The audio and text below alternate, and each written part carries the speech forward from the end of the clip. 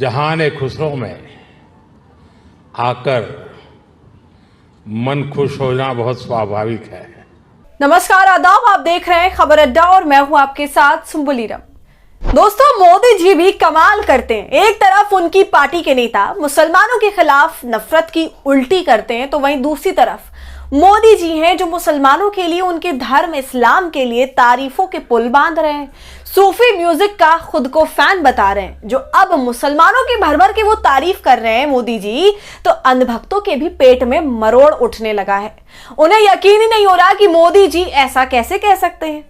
जाहिर है, जिस प्रधानमंत्री की छवि हिंदू के रक्षक के तौर पर हो, जो लगातार एक समुदाय विशेष के खिलाफ गलत बयानी करता हो, तरह तरह की बयानबाजी करते हो, अपनी भाषणों में जहर घोलते हो, तो वो जब अचानक से ऐसे मीठे बोल बोलने लगेंगे तो हैरानी तो होगी ना।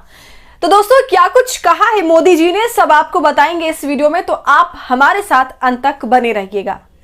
दोस्तों, मोदी जी कई बार कुछ ऐसा बोल देते हैं, कुछ ऐसा कर देते हैं कि उनके अपने सपोर्टर्स भी हैरान हो जाते हैं। अब आप सभी जानते हैं कि पिछले 10 सालों से मोदी जी ने किस संप्रदाय के खिलाफ, या उनकी पार्टी ने किस संप्रदाय के खिलाफ जहर उगला है, ये आपको बताने की जरूरत नहीं है। और खुद मोदी जी ने लोकसभा चुनाव के दौरान जिस तरह के शब्दों का इस्तेमाल मुस्लिम समुदाय के लिए किया, वो भी आपको बखूबी याद होगा। लेकिन अंधभक्तों को, बीजेपी के सपोर्टर्स को, और वो जो मोदी जी में मोदी नहीं बल्कि एक हिंदू हृदय सम्राट देखते हैं, और खुद मोदी जी भी खुद को नॉन बायोलॉजिकल बता चुके हैं, तो उन सबको जोर का झटका तब लगा जब प्रधानमंत्री मोदी ने खुद अपनी वीडियो शेयर की। दोस्तों, दिल्ली के सुंदर नर्सरी में शुक्रवार शाम सूफी संगीत के कार्यक्रम का आयोजन हुआ, और उसी में प्रधानमंत्री नरेंद्र मोदी ने सूफी संगीत समारोह जहान खुसरो 2025 में भाग लिया, और उस समारोह का वीडियो भी मोदी जी ने अपने सोशल मीडिया पर शेयर किया, ये बताते हुए कि कैसे वो दिल्ली में जहान खुसरो के सूफी संगीत समारोह में मंच पर मौजूद थे और उन्होंने कितना एंजॉय किया। आपको बता दूं कि ये प्रोग्राम एक वार्षिक उत्सव है। अलाउद्दीन खिलजी के दरबारी कवि अमीर खुसरो की याद में यह आयोजित किया जाता है, जो अपनी सूफी भक्ति, कव्वाली और शांति सद्भाव को बढ़ावा देने के लिए जाने जाते थे। अमीर खुसरो दोस्तों एक फेमस पर्सनालिटी थे और काफी पुरानी शख्सियत हैं, लेकिन उनका लिटरेचर आज तक हमारे इतिहास में मौजूद है, और इसी तरह हर साल इसे सेलिब्रेट किया जाता है।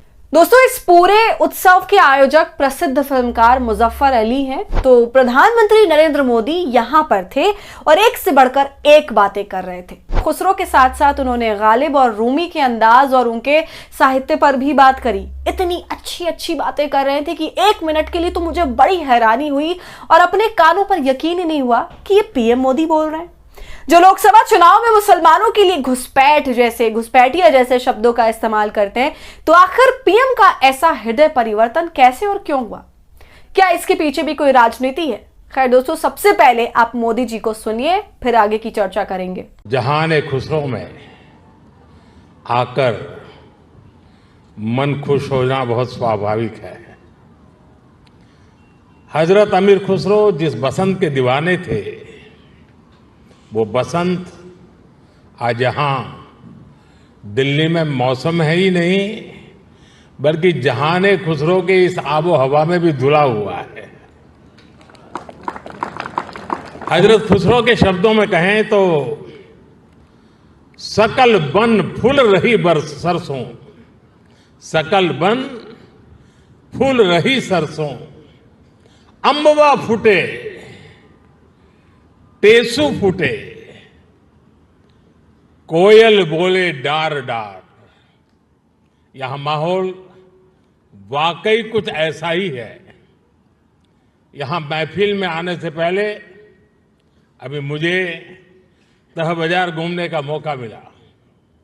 उसके बाद बागे फिरदौस में कुछ साथियों से भी अलब जलब दुआ सलाम हुई।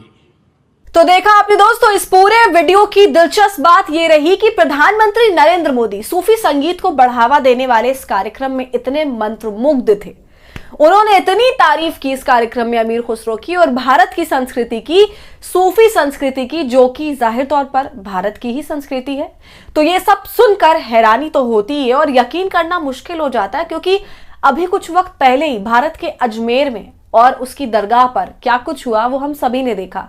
वो जो एक मस्जिदों के नीचे, दरगाहों के नीचे मंदिर और मूर्तियों को ढूंढने की जो कवायद चल पड़ी थी, उसी की चपेट में अजमेर का दरगाह भी आ गया था। वही दरगाह जो सूफी संत ख्वाजा मोइनुद्दीन चिश्ती की समाधि है।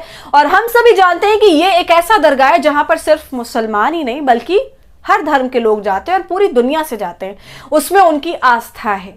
तो वहां पर भी कुछ लोगों ने मंदिर और मूर्तियों का सर्च प्रोग्राम शुरू कर दिया। हालांकि अब यह मामला कोर्ट में है और कोर्ट ने इस पर स्टे ऑर्डर लगाया हुआ है। सुप्रीम कोर्ट ने ऐसा किसी भी याचिका पर फिलहाल रोक लगाई हुई है। लेकिन गजब की बात देखिए कि प्रधानमंत्री मोदी आज उसी सूफी संस्कृति के बारे में कैसे प्यारी प्यारी बातें बोल रहे हैं। लेकिन जब यही देश में चुनाव आ जाते हैं तो उनकी भाषा शैली अंतिम पायदान पर पहुंच जाती है। घुसपैठिया जैसे शब्दों का इस्तेमाल करने लगते हैं। मुसलमान आपके मंगलसूत्र छीन लेंगे, आपकी बेटियों को भगा ले जाएंगे, आपके जमीनों पर कब्जा कर लेंगे। गाय, भैंस, मांस, मछली, मटन कुछ भी छोड़ा नहीं जाता है भाषणों के अंदर। झारखंड में रोटी बेटी माटी बोलकर लोगों को डराते हैं कि ये सब कुछ घुसपैठिए हथिया लेंगे। दिल्ली में रोहिंग्या और बांग्लादेशियों के नाम पर हमने पूरी पॉलिटिक्स होते हुए देखा। और ये तो छोड़िए, अभी ताजा मामला तो योगी आदित्यनाथ का ही है, जब उन्होंने उर्दू भाषा पर जहर उगला, उसके खिलाफ एक गलत नैरेटिव गढ़ा और लोगों को ऐसे दिखाया कि जो उर्दू पढ़ते हैं वो केवल मौलाना ही बनते हैं। उन्होंने सीधे तौर पर उर्दू को मुसलमानों से ही जोड़ दिया, जबकि अब योगी आदित्यनाथ को यह कौन बताए कि उर्दू हिंदुस्तान की भाषा है और इसे हर धर्म के लोगों ने बोला है। ये कोई धर्म से जुड़ी भाषा नहीं है, किसी एक रिलीजन की नहीं है, ये आम भाषाओं की तरह ही एक भाषा है। लेकिन संसद में खड़े होकर योगी आदित्यनाथ ने जहर उगला और कठमुल्ला जैसे शब्दों का इस्तेमाल किया।